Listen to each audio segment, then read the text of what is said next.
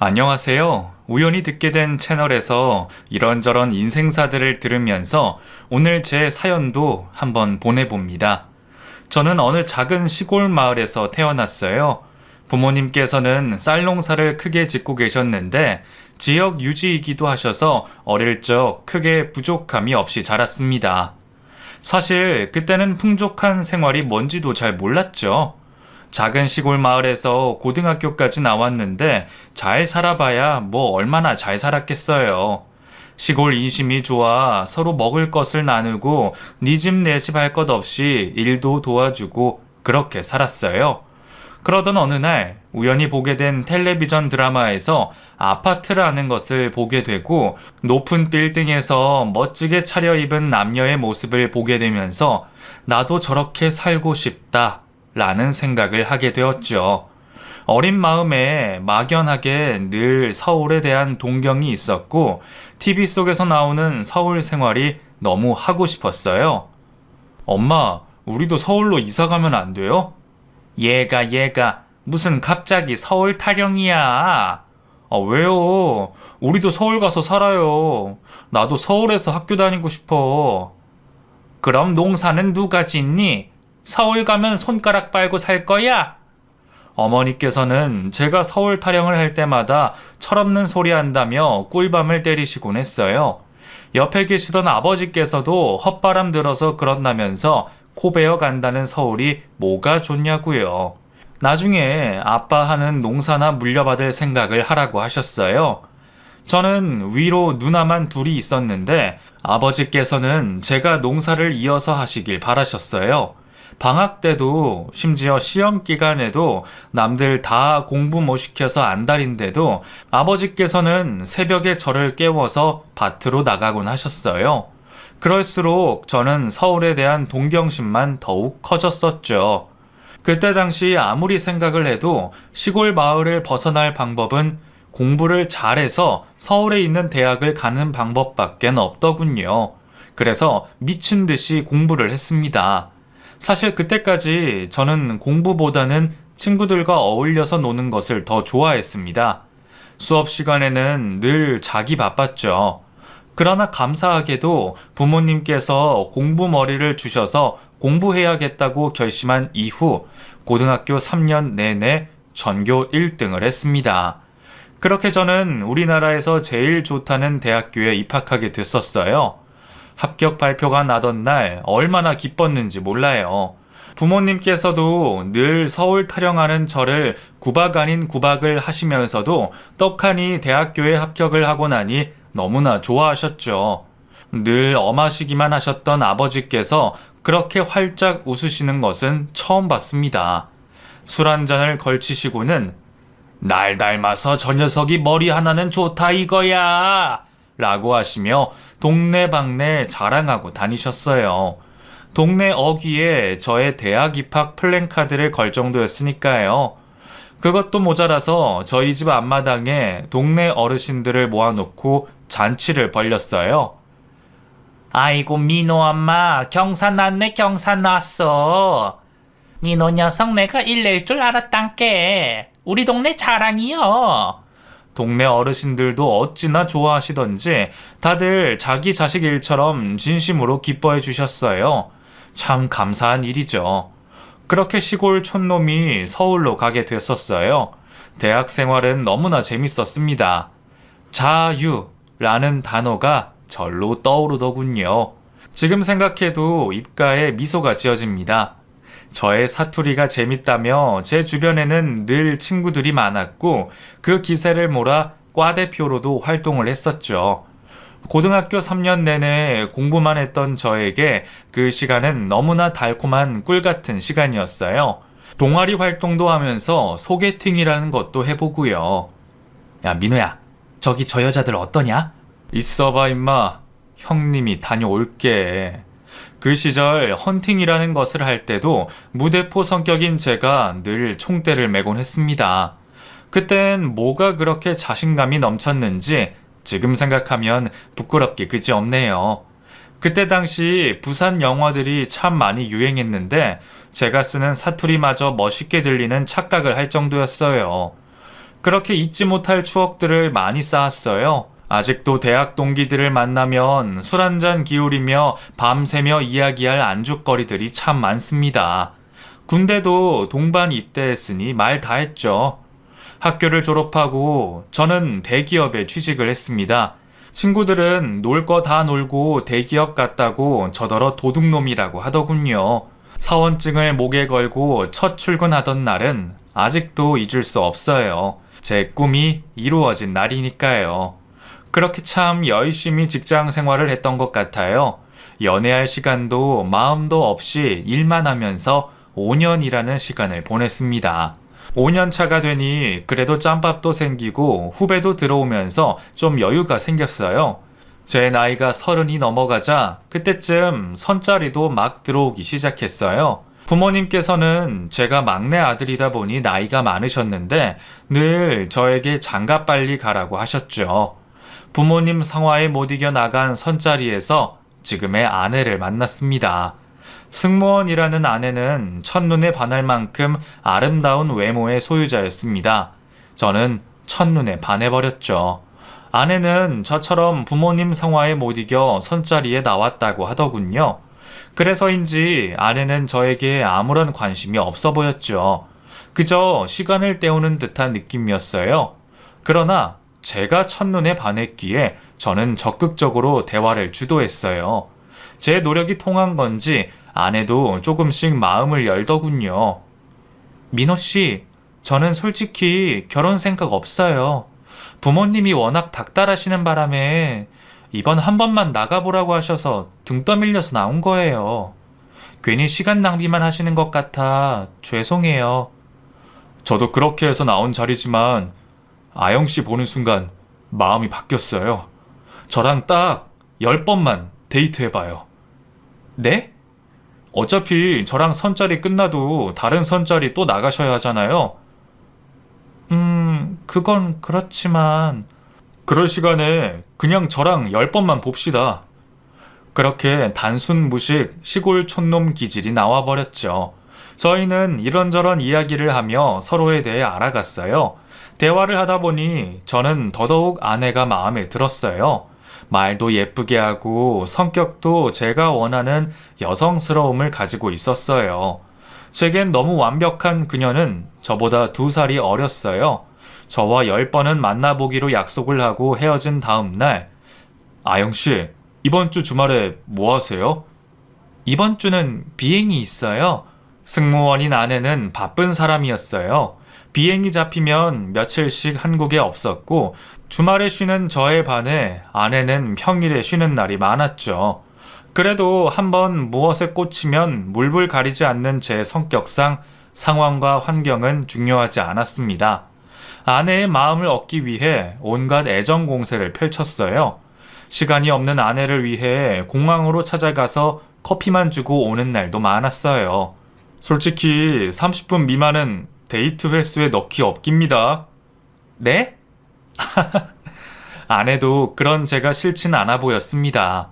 아내의 집이랑 공항이 다소 거리가 있었기에 새벽이고 늦은 밤이고 제가 태워주고 태워오는 픽업 기사도 자처하기도 했었죠.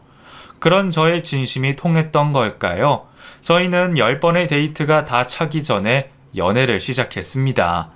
연애를 결정하기 전에 아내는 민호 씨는 정말 좋은 사람이에요. 좋은 여자분 만나세요. 이런 이야기를 몇 번 한 적이 있었는데 제가 보기에 아내는 충분히 괜찮은 사람인데 무엇이 아내를 그렇게 붙잡고 있나라는 생각이 들었죠. 결혼 후에야 그 이유를 알게 됐었습니다. 여튼 저희는 예쁜 연애를 시작했고 저는 하루하루 설레임으로 가득 찼습니다. 그러던 어느 날 몇 달 만에 처음으로 주말 스케줄이 맞아서 아내와 시외 데이트를 하기로 한 날이었어요. 아내의 집 앞에 주차를 해놓고 아내를 기다리고 있는데 큰 소리가 나더군요. 그때 대문 밖으로 다소 과격한 언행을 하며 한 남자가 나오는 겁니다. 뒤따라 나온 여자아이 한 명이 아빠! 하면서 울더군요. 남자는 뒤도 안 돌아보고 차를 타고 가버렸습니다. 저는 무슨 상황인지 몰라 보고만 있었고 아내가 나오더니 우는 아이를 달래는 겁니다. 아영아, 무슨 일이야? 오빠. 아내는 저를 보고 깜짝 놀라더군요. 아내 품에서 울고 있는 꼬마 아이도 눈을 동그랗게 뜨고 저를 쳐다보고 있었어요. 뒤이어 아내의 어머니께서 나와서는 저를 보더니 놀라시더라고요. 안녕하세요, 어머님. 이렇게 처음 뵙네요. 아, 민호 씨. 우리 아영이한테 이야기 많이 들었어요. 네, 어머님. 이렇게 만나 뵐지 모르고 아무 준비도 못했습니다. 아이고, 무슨 소리. 둘이 오늘 데이트해요? 시간 괜찮으면 잠깐 들어와서 커피 한잔하고 가요. 엄마, 커피는 무슨, 갑자기? 오빠 당황스럽게. 아, 참, 그렇겠구나. 아, 미안해요. 내가 너무 반가워서. 아니에요. 커피 한 잔 먹고 가도 됩니다, 어머님. 아, 정말요? 어머나, 어서 들어와요. 아내의 어머니도 상당히 미인이셨어요. 그리고 너무 친절하셨죠. 아내는 저보다 더 당황스러워했지만 저희는 그렇게 집 안으로 들어가게 됐었습니다. 알고 보니 아내의 집에서 나온 남자는 아내의 친오빠라고 하더군요. 그 꼬마 아이는 오빠의 딸이고요. 아내의 친오빠라는 사람은 어려서부터 사고만 치고 집에서는 포기하다시피 한 자식이라고, 한번 결혼에 실패해서 이혼하고 지금 딸아이 하나를 키우고 있는데 딸아이도 거의 이 집에 맡기고 매일 유흥에 여자에 빠져 산다고 걱정이 많으셨어요. 이야기를 듣는데 참 안타깝더군요. 한편으로 그런 가족사를 이야기하기 쉽지 않으셨을 텐데 처음 보는 저에게 해주니 저를 식구로 인정해주는 것 같은 마음이 들었어요. 아내는 아무 말 없이 제 옆에 앉아 있었죠. 아영이한테 이야기 많이 들었어요. 아, 그런가요?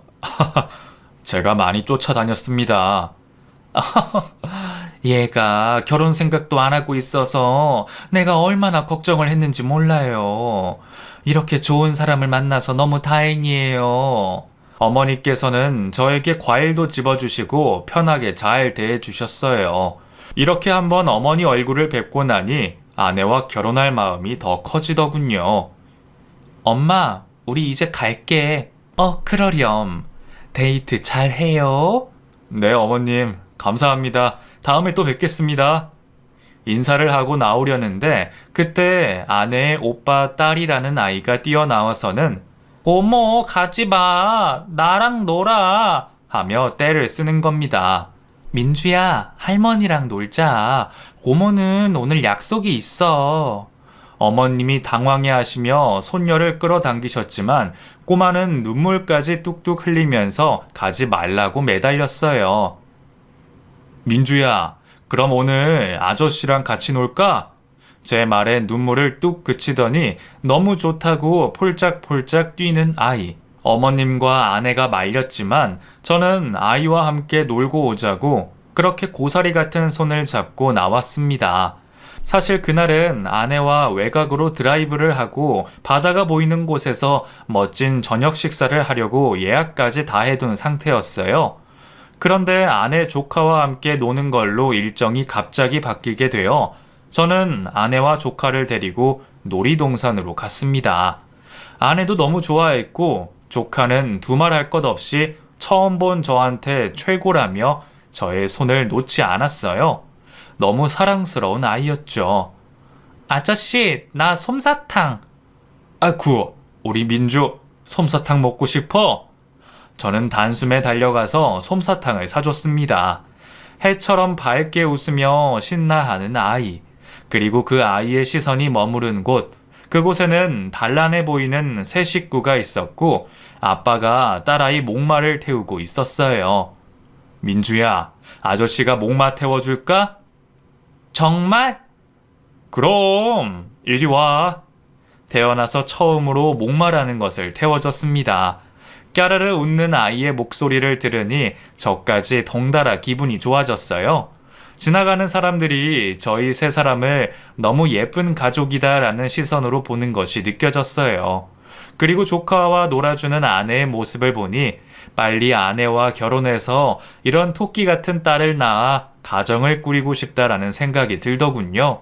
어려서부터 저는 농사 짓는 부모님 밑에서 가사 일을 하시는 어머님을 보고 자랐기에 현모양처 같은 아내를 늘 꿈꾸고 있었는데 그날 아내의 모습을 보니 제가 늘 상상하고 바랬던 그림이 오버랩 됐었어요. 아내가 저렇게 아이를 좋아하는 줄은 몰랐습니다. 착한 심성이라는 것은 알았지만 요즘에는 자기 일이 소중하고 자기 자신이 더 소중해서 아이를 낳지 않고 사는 집도 많이 있잖아요. 승무원이라는 멋진 직업을 가진 아내였기에 행여나 그런 생각을 가지고 있지 않을까 걱정했었는데 그날 조카와 놀아주는 모습을 보니 그런 걱정이 사라졌습니다. 놀이동산에서 신나게 놀고 아내 집으로 데려다 주는 길에 조카는 차에서 잠이 들어버렸고 아내는 저에게 진심으로 고맙다고 했어요. 아영아, 우리 결혼하자. 응? 너랑 예쁜 가정을 꾸리고 싶어.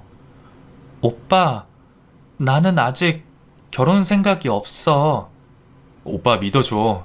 나 자신 있어. 정말 멋지게 프로포즈하고 싶었는데 그날 왜 그랬는지 그렇게 불쑥 프로포즈가 나왔습니다.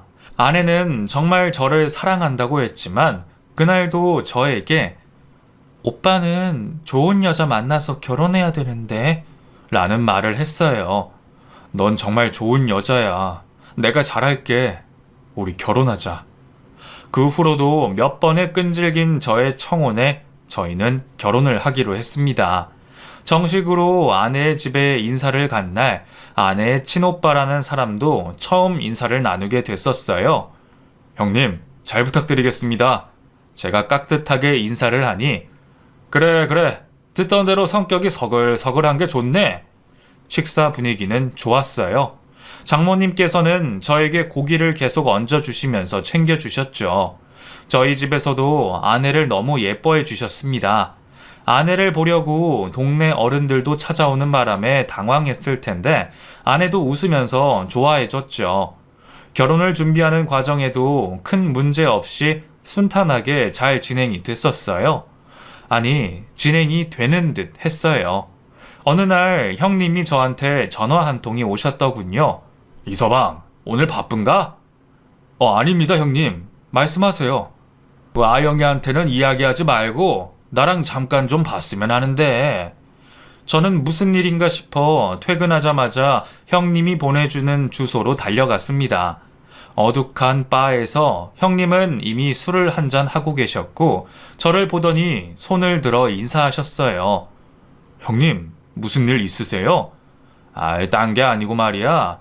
내가 구상하고 있는 사업이 하나 있는데 말이야.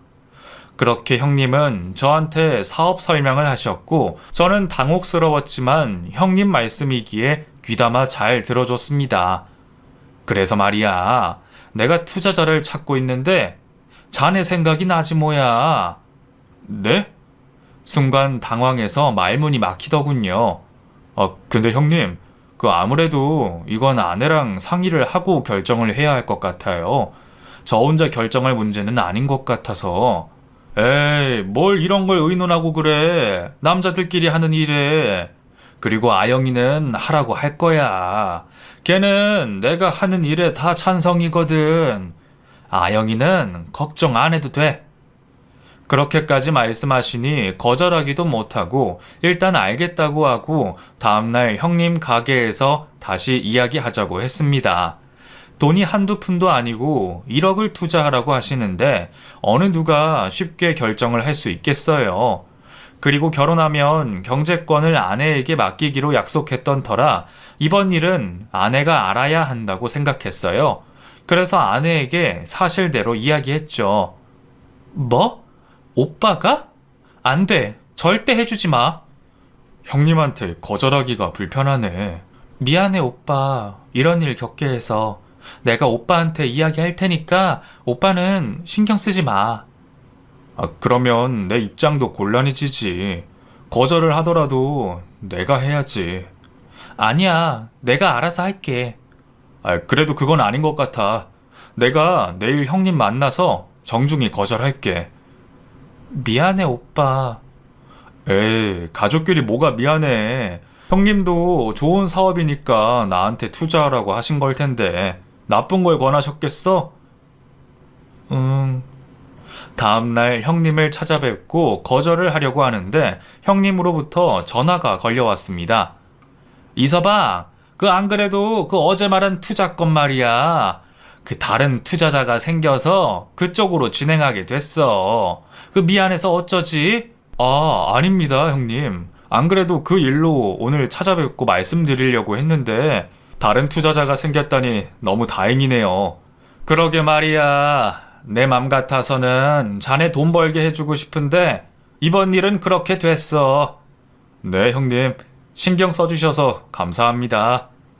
그렇게 그 일은 일단락됐었어요. 나중에 안 사실이지만 형님이 구상하던 사업은 보기 좋게 망해버렸고 돈도 다 날려버렸다고 하더군요. 그때 투자했으면 1억이라는 돈을 다 날릴 뻔했던 거죠. 그 사건 이후로 저는 형님과는 돈 거래는 절대 하면 안 되겠다 그 생각을 하게 됐었습니다. 모르긴 몰라도 그런 식으로 날린 돈이 꽤 되는 것 같더라고요. 장모님께서는 유흥, 여자, 도박으로 전 부인에게도 이혼 당해놓고는 여전히 정신을 못 차린다면서 걱정이 한가득이셨어요. 한 배에서 태어났는데 어떻게 저렇게 다르냐고. 보통 딸은 뒤로 하고 장남을 끼고 사는 집이 허다한데 처가댁은 반대였어요. 아내를 엄청 사랑하고 아끼는 게 느껴졌어요. 그도 그럴 것이 늘 사고만 치는 아들과는 달리 부모님이 원하는 대로 예쁘게 잘 커준 딸이라 더 그런 것 같았어요. 여튼 그 일 말고는 모든 결혼 진행도 원활하게 척척 잘 됐었고 모든 사람들 축하 속에서 저희는 부부가 됐었어요. 아내와의 신혼생활은 너무나 행복했습니다. 제가 꿈꿔왔던 시간들이었어요. 둘 다 나이가 아주 많은 것이 아니었기에 2세 계획은 천천히 가지고 신혼을 즐기자고 했습니다. 최대한 시간을 맞추어 여행을 다니며 함께 시간을 보냈죠. 결혼 후에도 아내는 여전히 사랑스러웠어요. 친구 녀석들이 술 한잔 하자고 불러내도 아내가 집에서 기다리고 있다고 빠지기 일쑤였죠. 에이, 저 녀석 저거 결혼하더니 변했네 변했어. 대단한 애처가 납셨어. 야, 얼마나 가나 보자. 친구들이 놀려댔지만 저는 집에서 저를 기다리고 있을 아내 생각에 그런 말들은 귀에 들리지도 않았어요. 노래 가사처럼 정말 빈틈없이 행복했습니다. 그러던 어느 날 아내가 조카가 며칠 우리 집에 있어도 되겠냐고 했어요. 오빠가 또 무슨 사고를 쳤는지 조카만 처가댁에 덩그러니 놓고 가버렸다고 하더군요. 그때 당시 장모님이 허리디스크 수술을 하셔서 조카를 봐줄 수 있는 상황이 아니라 아내는 우리 집에 며칠 데리고 있어도 되냐고 했어요. 저는 흔쾌히 그렇게 하라고 했습니다. 그러나 처음에는 며칠이라고 하던 것이 한 달이 지나가고 있었어요. 형님은 어떻게 된 거야? 모르겠어. 전화 연락도 안 되고. 정말 오빠 미안해. 아니야, 뭐가 미안해. 민주가 있으니까 집이 더 활기차고 좋지. 아, 그런데 민주 생모 말이야. 거기랑은 아예 왕래가 없는 거야? 아, 응, 그런 것 같아. 아니, 저렇게 예쁜 딸을 두고 눈에 밟히지도 않나? 아내는 아무 말이 없었습니다. 어딘가 모르게 슬픈 표정의 아내. 미안해, 오빠. 민주 때문에 불편한 게 많지? 집에 와도 제대로 쉬지도 못하고. 아니야, 난 정말 좋아. 신경 안 써도 돼. 사실 조카가 온 후로 저는 정말 더 좋았습니다.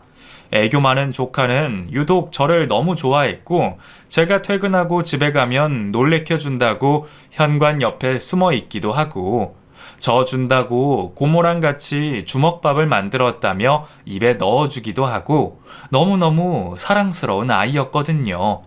자식을 보고 눈에 넣어도 안 아프다고 한다고 하더니 제가 그 짝이었습니다.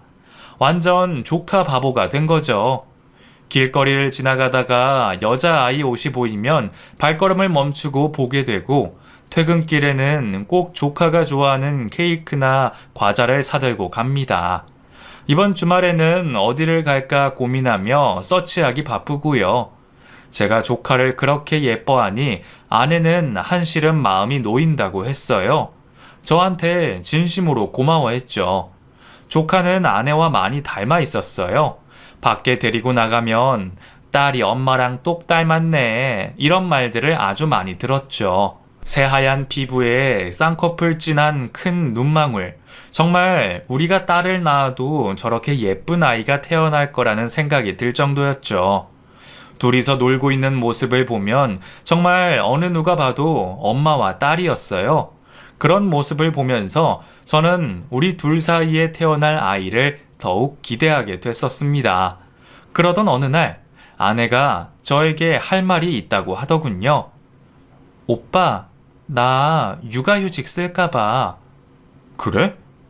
응, 우리 임신 준비도 해야 되는데 비행하면서는 힘들 것 같아. 나야 좋지. 아영아, 고마워. 아내에게 몇 번 임신 이야기를 꺼냈었지만 그때마다 아내는 아직은 아니라고 했었어요. 자기 일이 있으니 일을 포기하기가 쉽지 않아 보였죠. 그런 아내가 먼저 아이 이야기를 꺼내주니 너무 감사했습니다.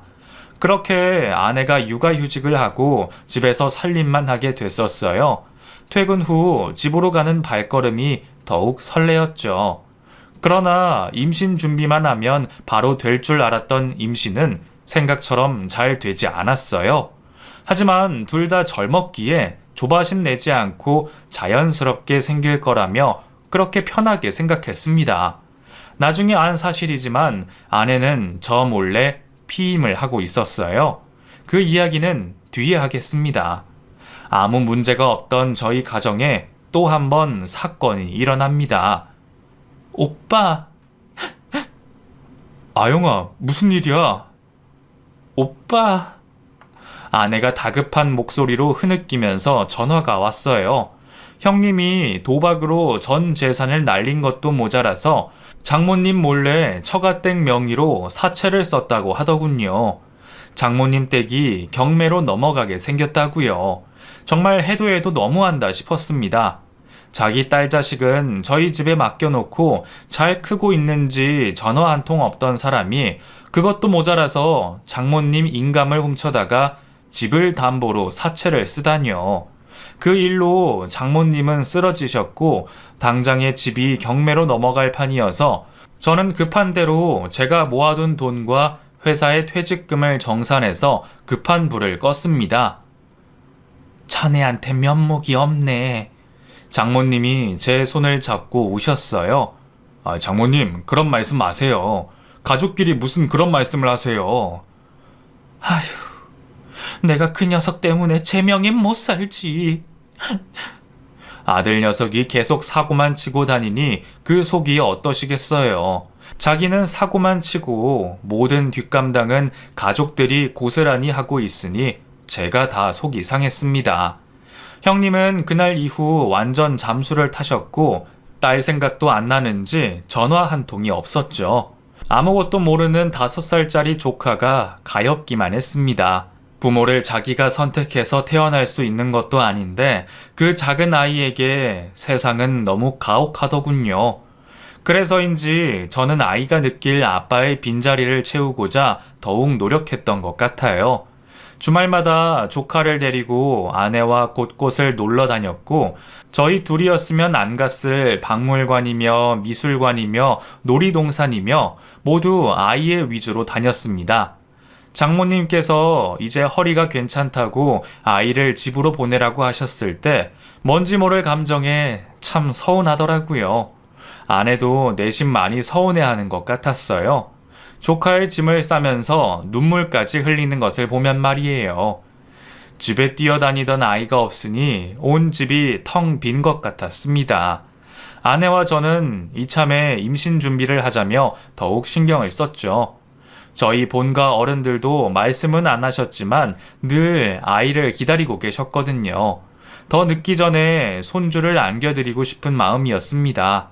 그때쯤 부모님께서 농사 지으시던 땅값이 엄청나게 오르면서 두 분은 농사 일을 정리하시고 두 분 노후를 위해 짓고 계셨던 집으로 이사를 하시게 됐었어요. 평생을 하시던 농사 일을 내려놓고 이제 두 분만의 텃밭을 꾸리면서 편안하게 노후를 보내시기로 한 거였어요.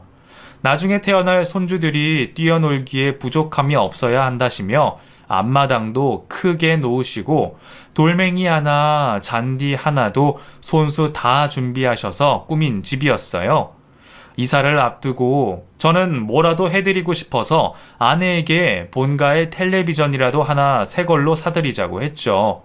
당시 저의 월급은 아내가 관리하고 있었기에 아내에게 모델명을 보내주면서 주문을 부탁했습니다. 그런데 아내가 무척이나 당황스러워 하더군요. 안절부절 못하는 것이 지금까지 아내의 모습과는 달랐어요. 무슨 일이냐고 물어도 대답이 없던 아내가 저에게 꺼낸 말은 너무나 충격적이었습니다. 돈이 없다는 것. 매달 아내에게 준 월급이 절대로 적은 돈이 아니었는데 이게 무슨 소리인가 싶어서 통장을 가지고 오라고 했죠. 망설이는 아내에게서 통장을 뺏어 들고는 저는 바로 통장 정리를 하러 은행에 갔습니다.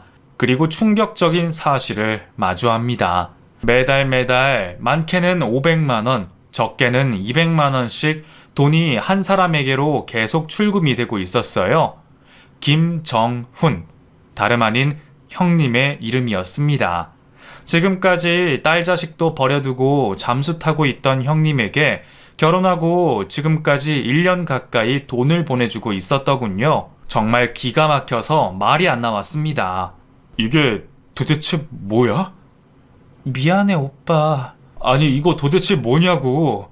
지금까지 나 몰래 형님한테 돈 보내주고 있었던 거야? 왜? 네가 왜? 아내는 아무 말 없이 울기만 했습니다. 정말 너무 화나고 답답해서 저는 결혼하고 처음으로 소리를 질렀어요. 지금껏 모아놓은 돈과 퇴직금 정산까지 해서 경매로 넘어갈 뻔한 집도 구해줬는데 매달 저의 월급이 그 논팽이한테 흘러 들어갔다고 생각하니 정말 눈이 뒤집히더군요. 배신감마저 들었습니다. 뭐라고 말을 좀 해봐! 오빠, 사실은... 그리고 그때 아내 핸드폰으로 걸려온 전화, 그 논팽이였습니다. 저는 아내의 폰을 스피커폰으로 대신 받았어요. 아무 말 없이 전화를 받자마자 술에 잔뜩 취한 듯한 목소리가 들렸어요. 야, 이번 달은 왜 돈 안 붙여? 내가 조용히 살아주니까 또 슬슬 긁지? 이서방한테 내가 다 사실대로 이야기해? 어? 이게 왜 말이 없어? 민주가 네 딸이라고 다 이야기해? 순간 제 귀를 의심했습니다. 민주? 형님의 딸인 줄로만 알았던 그 조카 민주가 아내의 아이라니요. 아내는 아무 말 없이 바닥에 털썩 주저앉아 두 눈을 질끈 감고 눈물을 흘리고 있었어요. 이게 다 무슨 말이죠? 어? 누구야? 이서방? 이게 다 무슨 말이냐고요? 민주가 아영이 딸이라니. 아이씨, 몰라. 본인한테 직접 들어. 그렇게 전화를 끊어버렸습니다. 도무지 제 머리로는 무슨 상황인지 이해가 안 가서 아내에게 묻고 또 물었습니다. 도대체 이게 다 무슨 소린지. 한참이 지난 후 아내 입에서 나온 소리는 정말 믿을 수 없는 이야기였어요. 아내는 저를 만나기 전에 만났던 남자가 있었다고 합니다. 둘은 대학교 CC로 만나서 무려 5년을 연애를 했고 결혼까지 약속을 했었다고. 약혼을 하기로 한 날 남자는 나타나지 않았고 다른 여자가 생겼다는 통보만 한 채 그렇게 이별을 고했다고 합니다. 알고 보니 그 남자는 아내와 만났던 5년 내내 만나는 여자가 있었습니다. 그 충격으로 아내는 자살 시도까지 했지만 목숨 하나도 자기 뜻대로 되지 않았다고 해요. 다 포기하고 또다시 자살을 시도하려고 하던 어느 날 임신을 했다는 것을 알게 됐었답니다. 하늘이 무너지는 것 같았지만 아내는 아이를 끝끝내 지울 수 없었답니다. 부모님의 반대에도 불구하고 가출까지 하면서 기어이 아이를 낳은 아내. 그 아이가 조카인 줄만 알았던 바로 민주였던 거죠. 어린 시절부터 속 한번 안 썩히고 자란 아내. 그래서 받은 부모님의 충격은 더욱 컸습니다. 부모님은 이대로 앞길 창창한 딸아이 인생을 망칠 수 없어서 평소 논팽이였던 아들의 호적에 손녀를 올렸다고 합니다. 그 대가로 아들에게 강남에 있는 스크린 골프장을 차려주고 고급 오피스텔에 외제차까지 사줬답니다.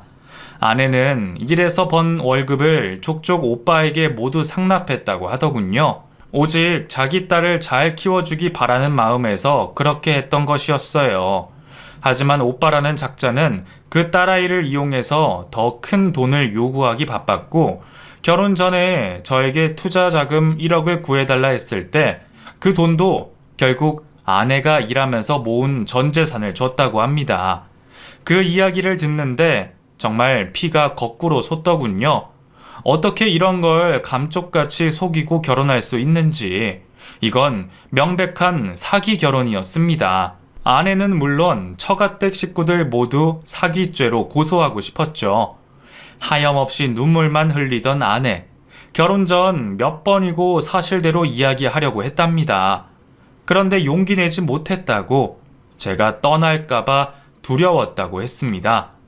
정말 이기적인 사람이라고, 어떻게 나한테 이럴 수 있냐고 소리 질렀지만 그렇다고 상황이 바뀌는 것은 아니었어요. 결국에는 이게 다 무슨 소용인가 싶은 것이 모든 걸 내려놓게 되더군요. 저는 아내에게 이혼을 요구했고 아내는 순수히 그렇게 하겠다고, 평생 죄인처럼 살겠다고 했습니다. 그렇게 되고 보니 연애 때 아내가 왜 그렇게 저에게 좋은 여자 만나야 되는데 그 말을 했는지 이해가 가더군요.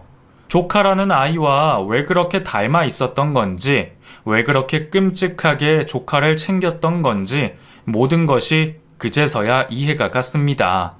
우리가 임신이 되지 않았던 것도 아내가 피임을 하고 있었기 때문이었어요. 딸아이 때문이었겠죠. 그 아이를 두고 차마 임신을 할 생각을 못했던 겁니다. 그렇게 저는 이혼했습니다. 처가댁에서 찾아와서 눈물로 빌었지만 제 마음은 풀리지 않았어요. 미안하네. 다 내 잘못이야. 아영이는 아무 잘못 없어. 내가 다 저지른 일이야. 너무 큰 배신감이 들었지만 밤만 되면 아내 생각에 술로 매일매일을 보냈어요. 결국 회사에 휴직을 내고 저는 정말 폐인처럼 살았습니다. 저를 속였다는 그 충격적인 사실보다 저를 더욱더 괴롭히는 것은 그런데도 아내가 너무 보고 싶다라는 거였어요. 그것이 저를 정말 미치게 했어요. 정말로 사랑했거든요. 그리고 아내 또한 저를 진심으로 사랑했다는 것은 믿어 의심치 않았거든요. 이혼하고 1년이 지나고 2년이 지나도 저는 아내를 잊지 못했습니다. 아내가 가엾기까지 하더군요. 그 인생이 너무 기구하고 그동안 그 큰 주홍 글씨를 가지고 어떻게 살았을까 싶은 것이 아내 생각만 하면 눈물이 났습니다. 그리고 저에게 물었습니다. 혹시나 아내가 결혼 전에 사실대로 아이가 있다고 이야기했다면 어떤 선택을 했을 거냐고요. 저의 선택은 예스였습니다. 저는 변함없이 아내와 결혼했을 거라는 답을 얻었어요. 그래서 수소문해서 아내를 찾았죠. 처가댁은 이미 이사를 가고 난 후였어요. 전화번호도 다 바꾸시고 당초에 방법이 없었습니다. 정말 백방으로 아내를 찾아다녔던 것 같습니다. 아내의 직장 동료였던 친구를 SNS로 겨우겨우 찾아서 아내가 있는 곳을 들을 수 있었어요. 친구의 말로는 아내가 정말 많이 힘들어했다고, 일도 퇴직한 상태라고 했습니다. 그렇게 친구에게서 들은 주소지 하나 달랑 들고 저는 아내가 사는 곳으로 갔어요. 아내는 그렇게 좋아하던 그 일도 그만두고 한적한 시골 마을에서 혼자 딸아이를 키우고 있었습니다. 가뜩이나 마른 사람이 살도 더 빠져 있더군요. 아내를 보는 순간 눈물이 왈칵 쏟아졌습니다. 야윈 아내를 붙잡고 한참을 울었어요. 아내도 많이 울었죠. 아영아, 나 너 없이는 못 살 것 같아. 오빠, 미안해. 내가 정말 미안해. 저희 둘의 사랑에는 아무런 이상이 없었어요. 그걸 확인하는 순간이었어요. 하지만 모든 것을 되돌려 놓기엔 어려움이 많았습니다. 우선 양가 부모님들의 반대였어요. 특히나 저희 집에서 저희 재결합을 극구 반대하셨습니다. 당연한 결과겠죠. 저희가 감당해야 할 부분이고요. 아직 저희 부모님은 저희를 보고 있지 않으세요. 아버지께서는 호적에서 제 이름을 파버리시겠다고까지 하셨고요. 저도 정답은 모릅니다. 하지만 분명한 거는 아내를 사랑한다는 것이었어요. 떨어져서 평생을 산다면 평생을 후회할 것 같았어요. 그래서 저는 처음이자 마지막으로 다른 어떠한 것도 생각하지 않고 내 감정에만 충실해 보이기로 했습니다. 저는 회사를 그만두고 아내와 조용한 커피숍을 운영하고 있습니다. 아내가 아무도 모르는 곳에서 새롭게 출발하고 싶어 했어요. 이 사연을 듣고 또 얼마나 많은 사람들이 저에게 손가락질하며 욕하실지 모르겠네요. 하지만 저희는 있는 그대로의 우리 모습대로 살고 있습니다. 지금 저는 아내와 그리고 우리 예쁜 딸 민주와 함께 행복하게 살고 있어요. 앞으로 저희가 겪어야 할 많은 장애물들이 있겠지만 저희 세 식구 잘 이겨내 보려고 합니다. 이 사연을 듣고 단 한 분이라도 저희 부부를 응원해 주신다면 그걸로 만족합니다. 코로나 시국에 다들 건강 조심하시고요. 저의 긴 사연을 들어주셔서 감사합니다.